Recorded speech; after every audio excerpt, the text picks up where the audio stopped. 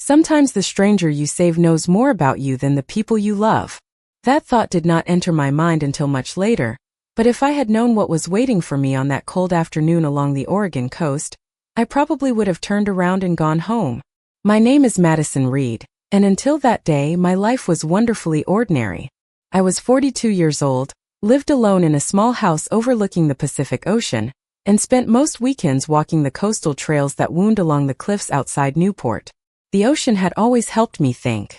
Whenever work became overwhelming or life felt too predictable, I would drive a few miles north, park near the trailhead, and spend hours listening to the waves crash against the rocks below. That Saturday started exactly the same way. Gray clouds hung low over the water, and a steady wind pushed salt air across the cliffs. There were only a handful of people on the trail when I arrived. I remember checking the weather on my phone and debating whether I should cut the walk short, because rain was expected later in the afternoon. If I had made that decision, everything that followed would never have happened. Nearly 2 miles into the hike, I noticed something unusual near the edge of the cliff. At first I thought it was a backpack abandoned by another hiker. Then I saw movement. A person was lying on the ground several yards from the trail. My stomach immediately tightened. I ran toward the figure, calling out to see if they could hear me. As I got closer, I realized it was a woman. She appeared to be in her late 30s. Her blonde hair was tangled by the wind, and she was unconscious. A cracked cell phone lay nearby among scattered personal belongings. I quickly called emergency services and followed the instructions the dispatcher gave me, while we waited for rescue personnel to arrive. The minutes felt endless. I kept glancing toward the ocean and then back at the woman, hoping she would wake up.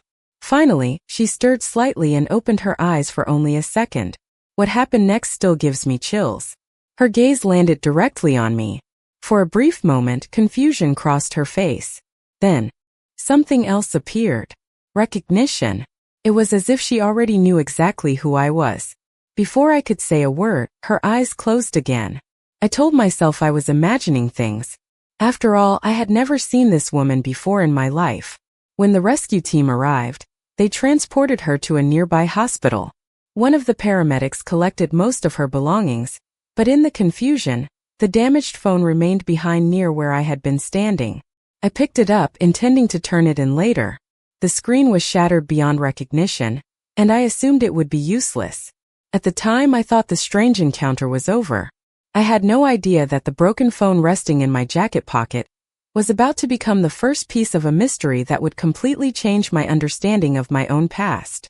I placed the damaged phone on my kitchen table that evening and tried to convince myself that none of it was my problem anymore. The woman was safe. The rescue team had taken her to the hospital. All I needed to do was return the phone once her family or friends were located. Yet something about the entire situation continued bothering me. Maybe it was the strange look she gave me before losing consciousness again. Maybe it was the feeling that I had seen fear and recognition at the same time. Whatever the reason, I could not stop thinking about it. Around 8 o'clock, curiosity finally got the better of me. The phone screen was badly cracked, but when I connected it to my laptop using an old charging cable, I was surprised to see it respond. The display itself was almost unreadable, yet the device still functioned. I expected to find an emergency contact or some identification that would help me return it. Instead, I discovered something that made my stomach drop. The photo gallery opened automatically. At first I saw ordinary images, landscapes, restaurants, coastal highways, sunsets. Nothing unusual. Then I noticed a familiar face in one of the thumbnails. My face. I froze. For a moment I genuinely thought I was mistaken. I clicked the image. There I was standing outside a bookstore in Portland. The photograph had clearly been taken from across the street. My heart immediately began racing. I opened another image. Again it was me. This time I was sitting alone at a waterfront cafe nearly 3 years earlier. Another photo showed me leaving a grocery store.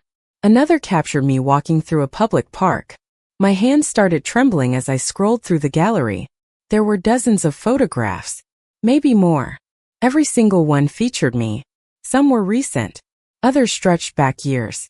The oldest image appeared to have been taken nearly 9 years earlier. I stared at the date in disbelief. 9 years. That was impossible. I had never seen the blonde woman before the accident on the cliff. I was certain of it. Yet the evidence sitting in front of me suggested otherwise. The strangest part was that none of the photographs felt threatening. They were not invasive in an obvious way. Most were taken from public places. Coffee shops, sidewalks, bookstores, beaches, ordinary moments. It almost looked as if someone had been documenting my life from a distance. I closed the laptop and stood up from the table. My heart was pounding so hard that I could hear it. Questions flooded my mind faster than I could process them. Who was this woman? Why did she have photographs of me spanning nearly a decade? How had our paths crossed without me noticing? Most importantly, why did she react as though she recognized me the moment she opened her eyes on that cliff? Sleep was impossible that night. I spent hours replaying every detail I could remember. Shortly after sunrise, I called the hospital hoping to learn her name. Due to privacy policies, the receptionist refused to provide any information. I understood completely, but it left me no closer to answers. Before ending the call, however, the receptionist casually mentioned something unexpected. The woman had regained consciousness briefly during the night.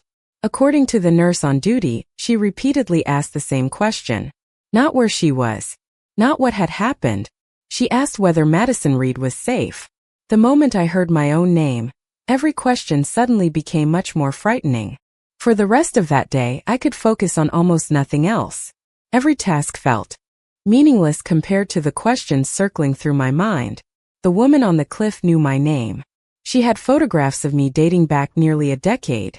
And according to the hospital staff, I was the first person she asked about after regaining consciousness. None of it made sense. That evening, I returned to the phone and began examining the photo library more carefully. The first time I looked through the images, panic had taken over. Now I forced myself to pay attention to details. Dates, locations, backgrounds, patterns. Within an hour, I discovered something even stranger. The photographs were not random. They appeared in clusters. There would be 3 or 4 pictures taken within the same week, followed by months with nothing at all. Then another cluster would appear. It looked less like someone constantly watching me, and more like someone searching for me. I enlarged several images and studied the backgrounds. One photo showed me leaving a bookstore in Seattle. Another showed me crossing a street in Portland. A third captured me sitting alone on a bench overlooking San Francisco Bay during a business trip I barely remembered. The distances between these cities made my head spin. Whoever took the photographs had traveled extensively. Yet I still could not remember ever seeing the blonde woman. Then I found a folder hidden among the phone's files. Unlike the rest of the gallery, this folder contained only 8 photographs. Each one featured me from a much closer distance. In one image, I was laughing with coworkers outside an office building. In another, I was reading a novel at an airport terminal. The final photograph stopped me cold. It showed me standing beside a roadside diner somewhere along the Oregon coast. According to the timestamp, it had been taken almost 10 years earlier. Scribbled beneath the image was a short note. Still have not found the courage. I stared at the words for several minutes. The note felt deeply personal. Not threatening. Not obsessive. Almost sad. As if the person writing it had desperately wanted to approach me but never could. My thoughts kept returning to the same possibility. Maybe this woman had known me long ago. Maybe there was some connection I had forgotten. The next morning I drove to the hospital. I told myself I was only there to return the phone. The truth was that I needed answers. At the reception desk, I learned the woman's name for the first time. Claire Bennett, 39 years old. The name meant absolutely nothing to me. No memory surfaced. No forgotten friendship. No distant relative. Nothing. A nurse informed me that Claire was recovering well but was not accepting visitors. Before leaving, I handed over the phone and asked if she could simply tell Claire that Madison Reed had stopped by. The nurse disappeared briefly and returned less than 2 minutes later. Her expression immediately caught my attention. "Miss Bennett asked me to give you this," she said. She handed me a folded piece of paper. My pulse quickened as I opened it. Inside was a single handwritten sentence. "You saved my life twice, and you still do not remember me." I read the words again and again. Then I looked back toward the hospital hallway where Claire was recovering. For the first time since finding those photographs, I realized the mystery might not be about who she was. It might be about something I had forgotten. For the next 2 days, the note never left my mind. I carried it everywhere, folded neatly inside my wallet. Every time I read the sentence, I became more confused. You saved my life twice, and you still do not remember me. The first part was easy enough to understand. I had helped Claire on the cliff. But the second part suggested something impossible. According to Claire, our lives had crossed long before that afternoon on the Oregon coast. Yet no matter how hard I searched my memory, her face remained unfamiliar. By the third day, curiosity finally overpowered caution. I called the hospital again. This time, the nurse informed me that Claire was accepting visitors. My pulse immediately quickened. Less than an hour later, I found myself standing outside her room. For several seconds, I simply stared at the closed door. I had spent days imagining this conversation. None of those imaginary versions prepared me for what actually happened. When I stepped inside, Claire was sitting upright beside the window. Sunlight streamed across the room, illuminating her blonde hair and the soft smile that immediately appeared when she saw me. The reaction felt strangely emotional, as though she were greeting someone she had not seen in years rather than a stranger she had met only once. "Madison," she said quietly. Hearing my name from her felt oddly personal. "Claire," I replied. An awkward silence followed. Neither of us seemed to know where to begin. Finally, I sat down beside the bed. "You left me a note," I said. Claire nodded. "I know. What did you mean?" Her eyes drifted toward the window. For a moment, I thought she might refuse to answer. Instead, she surprised me with a question of her own. "Do you remember volunteering at a community center in Seattle about 11 years ago?" I immediately shook my head. "No." She smiled sadly, as though expecting that response. Most people would not remember it.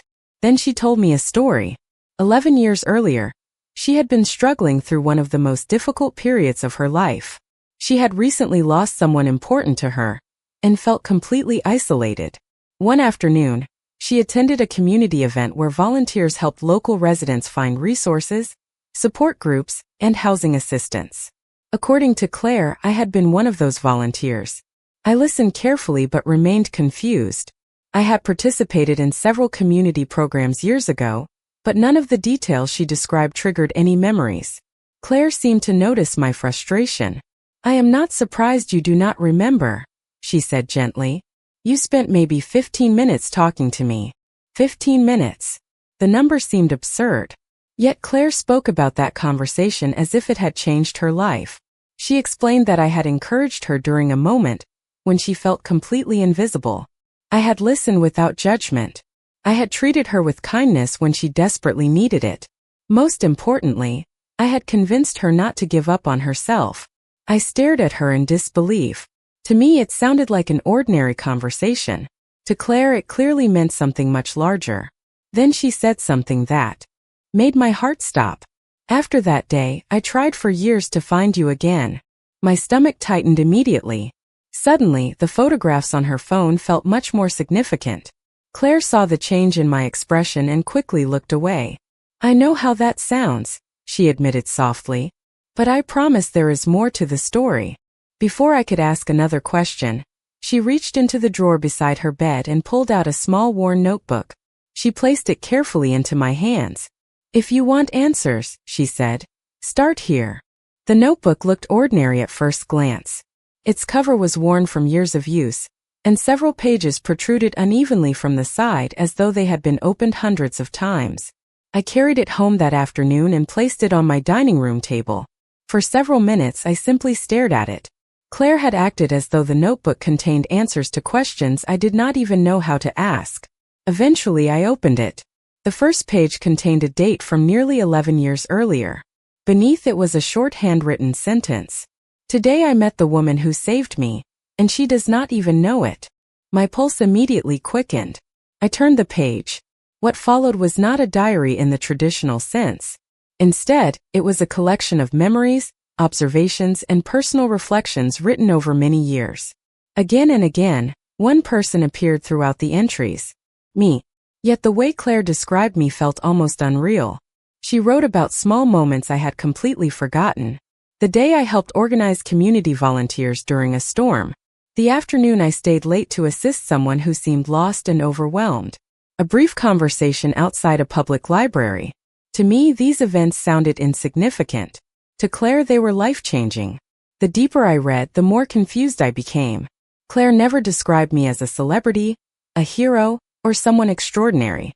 She simply described ordinary acts of kindness.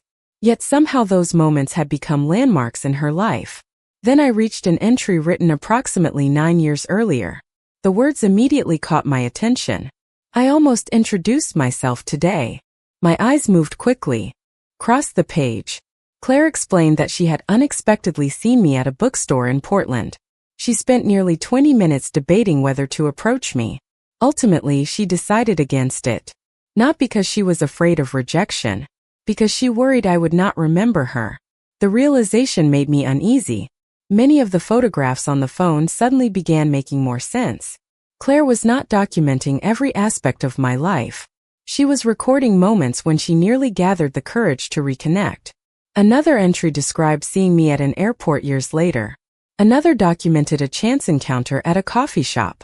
Each time, Claire came close to introducing herself. Each time she changed her mind. Yet one detail continued bothering me. The notebook repeatedly referred to the first day we met as the day I saved her life. But according to Claire's own story, all I had done was speak with her during a volunteer event. That was important, certainly, but it did not explain the language she used. Late that evening, I reached the final section of the notebook. The handwriting became more emotional, more urgent. One particular entry stood out.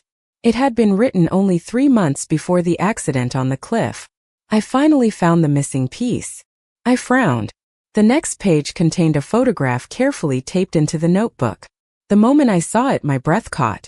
It was an old newspaper clipping. The article featured a group photograph from a community event 11 years earlier. I immediately recognized myself standing among dozens of volunteers. But that was not what shocked me. Near the edge of the picture stood a much younger Claire Bennett. For the first time, I saw proof that she had been telling the truth. We really had met before. Yet beneath the clipping, Claire had written something that changed everything. Madison still believes our story started that day. She does not know about the first time. I read the sentence 3 times. Then I stared at the wall in silence. According to Claire, the event I remembered was not our first meeting at all. The next morning, I returned to the hospital carrying the notebook under my arm. I barely slept. The night before, every time I closed my eyes, I saw that sentence again. Madison still believes our story started that day. She does not know about the first time. According to everything I thought I knew, the volunteer event 11 years earlier was our first meeting. Claire's notebook had already proven that assumption wrong. Now I needed answers. When I entered her room, Claire immediately noticed the notebook in my hands.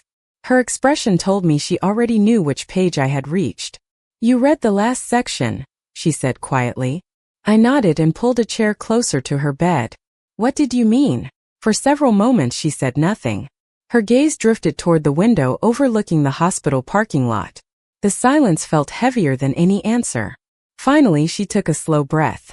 "I have been trying to figure out how to explain it for years." My confusion only deepened. Claire then asked a question that seemed completely unrelated. "Do you remember spending a summer in Northern California when you were 21? I frowned. Unlike the volunteer event, that memory surfaced immediately. During college, I spent several months working temporary jobs along the northern coast before returning home for my final year.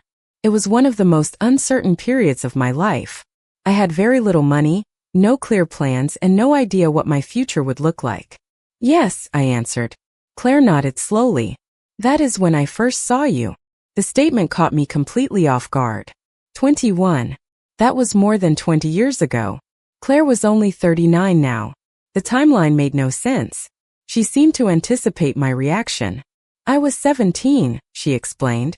Suddenly everything became quiet. Claire described a difficult period during her teenage years. Her family had recently relocated several times, leaving her isolated and struggling to adjust. One afternoon, she found herself sitting alone near a public overlook above the Pacific Ocean.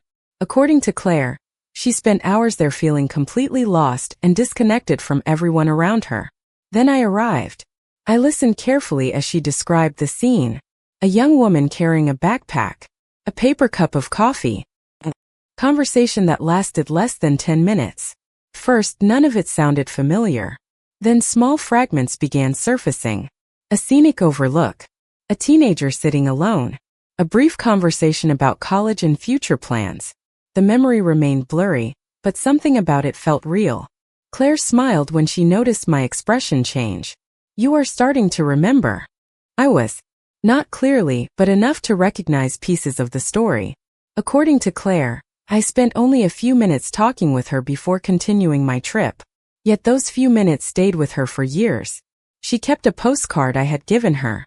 She remembered advice I barely recalled speaking. Most surprising of all, she credited that conversation with helping her make a decision that changed the direction of her life. I struggled to process what I was hearing. To me, it had been an ordinary interaction. To Claire, it had become something much larger. Then she revealed the part she had never written in the notebook.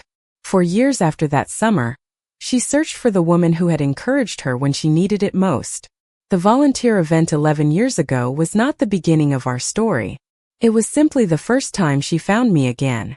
For several days after that conversation, I found myself thinking about the younger version of Claire more than the woman recovering in the hospital. The idea that a brief encounter could remain so important to someone for more than 20 years felt almost impossible to understand. I kept replaying my own memories, searching for details I might have forgotten. The scenic overlook she described slowly became clearer. I remembered stopping there during a long drive. I remembered speaking with a teenager who looked lonely. I remembered offering encouragement because she seemed uncertain about her future. What I did not remember was anything extraordinary. To me, it had been one small conversation among thousands of moments that make up a life. Yet somehow that moment had become a turning point for Claire. A week later, Claire was discharged from the hospital. Before returning home to Seattle, she asked if I would meet her one more time. We chose a quiet cafe, overlooking Yaquina Bay. The afternoon was calm and sunny, a dramatic contrast to the stormy day when our paths crossed again. As soon as we sat down, I noticed something different about Claire. The tension she carried in the hospital seemed gone. She looked lighter somehow, more at peace. After a few minutes of casual conversation, I finally asked the question that had been bothering me for days. "Why did you keep taking photographs?" Claire smiled faintly. It was the first time I had seen genuine embarrassment on her face. "Because I was afraid." That answer surprised me. She explained that after reconnecting with me at the volunteer event 11 years earlier, she intended to introduce herself properly. Yet every time she saw me afterward, she hesitated. Part of her worried that I would not remember her. Another part feared that meeting me again might destroy the idealized image she had carried for years. The photographs, she admitted, were never meant to document my life. They documented her search. Each picture marked another moment when she almost approached me. Another moment when courage failed her. As strange as it sounded, her explanation felt sincere. Then Claire revealed something I had not expected. The photographs were only part of a much larger project. For nearly a decade, she had been collecting memories connected to people who had unknowingly changed her life. Teachers, neighbors, mentors, volunteers, complete strangers. Whenever possible, she tracked them down and thanked them. Some became friends. Others never responded. The project eventually grew into a nonprofit organization, focused on reconnecting people with forgotten acts of kindness. I stared at her in disbelief. Suddenly everything looked different. The notebook, the photographs, the years of searching. None of it came from obsession. It came from gratitude. Claire reached into her bag and handed me a folder. Inside were dozens of letters from people whose lives had been touched by similar encounters. As I read through them, a surprising realization began forming. Most of the writers described moments that seemed ordinary on the surface. A conversation, a kind word, a simple gesture.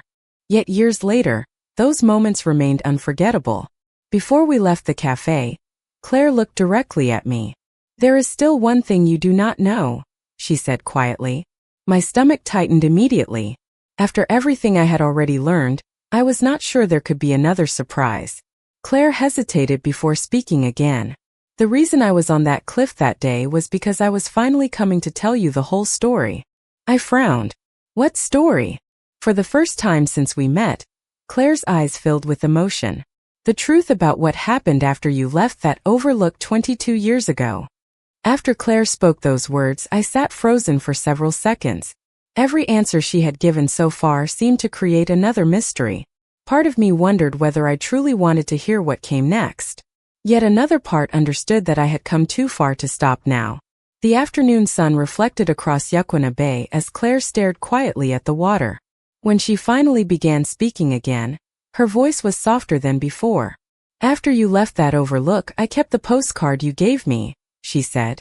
At first, the statement sounded almost insignificant. Then she reached into her bag and carefully removed a worn plastic sleeve. Inside was a faded postcard showing the California coastline. I immediately recognized it. During my college years, I often bought inexpensive postcards whenever I traveled.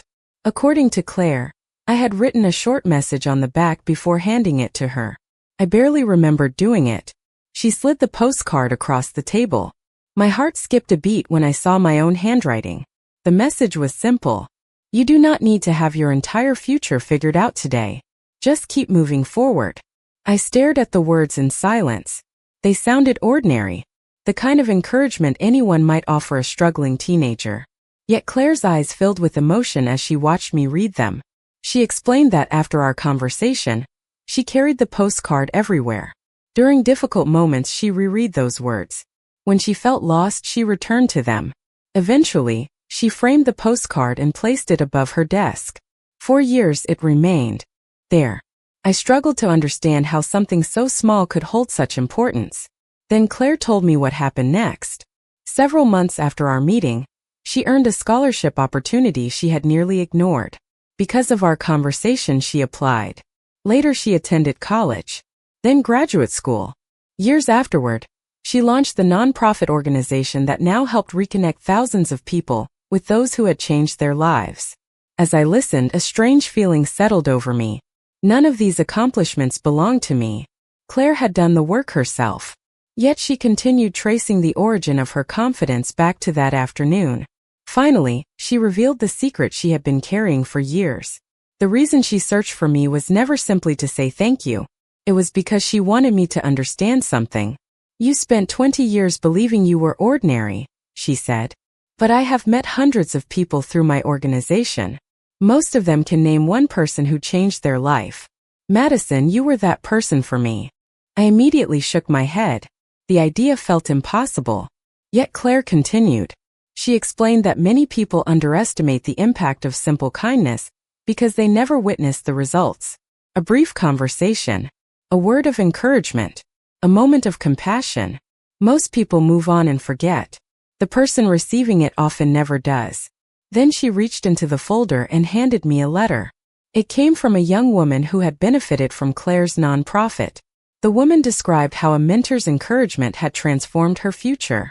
As I read the letter, something unexpected happened. I began recognizing the same pattern again and again. Every story started with an ordinary moment. Every story ended with an extraordinary outcome. Before we left the cafe, Claire smiled for the first time without hesitation. That is why I came to Oregon, she said. I wanted you to finally see yourself the way I have seen you all these years. As we stood and prepared to leave, I believed the mystery was finally over. Then Claire handed me one final envelope. There is one last thing, she said quietly. Written across the front was a date from 22 years earlier. A date that matched the exact day we first met. For several minutes after Claire handed me the envelope, neither of us spoke. The date written across the front seemed almost unreal. 22 years earlier. The day we first met. I carefully opened the envelope and removed a single folded sheet of paper. Unlike the postcard, this was not something I had written. The paper contained neat handwriting that belonged to Claire. At the top was a date matching the day of our conversation at the overlook. Below it were words written by a 17-year-old girl who had no idea what her future would become. As I began reading, the world around me seemed to fade away. The letter described loneliness, uncertainty, and fear about the future. It described someone who felt invisible and disconnected from everyone around her. Then the tone changed. Claire wrote about a stranger who stopped long enough to listen. A stranger who treated her like she mattered. A stranger who offered encouragement without expecting anything in return. I continued reading until I reached the final paragraph. There, Claire had written a promise to herself. She vowed that if she ever found that stranger again, she would spend her life passing that same kindness forward. When I looked up from the letter, my eyes were filled with emotion. Suddenly the entire story came into focus. The notebook, the photographs, the years of searching, the nonprofit organization. None of it had been about finding me. It had been about honoring a promise made long ago by a frightened teenager who refused to forget a moment of compassion. Claire smiled softly when she saw the realization on my face. "Now you know why I kept looking," she said. I nodded slowly. For the first time I truly understood. We spent the rest of the afternoon walking along the waterfront. The conversation became easier than it had ever been. There were no more secrets. No more unanswered questions. Instead, we talked about life, family, careers, regrets, and hopes for the future. The strange mystery that began with a broken phone had transformed into something entirely different. It had become a reminder that our smallest actions often travel farther than we ever realize. Several months later, Claire invited me to attend an event organized by her nonprofit. Hundreds of people gathered to share stories about individuals who had unknowingly changed their lives. As I listened to those stories, I noticed a common theme. Very few of the people being thanked had any idea of the impact they made. Most had long forgotten the moment entirely. Standing in that room, I finally understood what Claire had been trying to teach me all along. We rarely get to see the full consequences of our kindness. The world moves too quickly. People drift apart. Years pass. Yet sometimes a simple conversation continues echoing through another person's life, long after we have forgotten it happened. Near the end of the evening, Claire stepped onto the stage and shared her own story. She never described me as a hero. She never exaggerated what happened. She simply told the truth. 22 years earlier, a stranger spent 10 minutes encouraging a lost teenager. That teenager grew up believing that kindness mattered. Then she dedicated her life to proving it. As the audience applauded, Claire looked toward me and smiled. I smiled back. In that moment I realized something unexpected. I had saved Claire on the cliff. Claire had spent 22 years reminding me that people matter. In different ways we had both saved each other. And for the first time since that stormy afternoon on the Oregon coast, the mystery was finally complete.